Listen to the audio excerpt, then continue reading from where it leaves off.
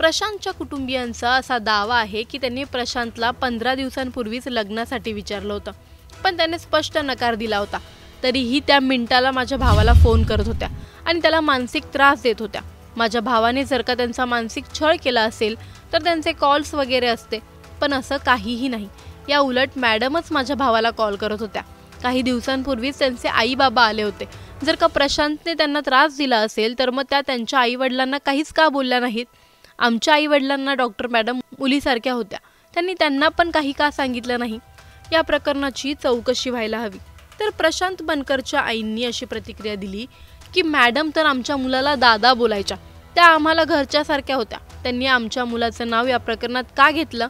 त्यांच्या हातावरील ती नोट त्यांचीच आहे का? आणि दुसऱ्या कोणी आमच्या मुलाचं नाव का लिहिलं असेल? आम्हाला माहीत नाही।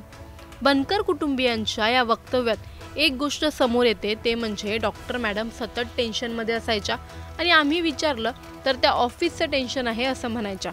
आम्ही आमच्या घरी कधीच कोणत्याही पोलिसाला आलेलं पाहिलं नाही। पण त्यांचे या प्रतिक्रियेत दोन मुख्य आणि मोठे दावे आहेत, ते म्हणजे डॉक्टर मुंडेंनी प्रशांतला प्रपोज केलं होतं आणि त्यांनीच प्रशांतला मानसिक त्रास दिला आहे। या प्रकरणाची चौकशी व्हायला हवी।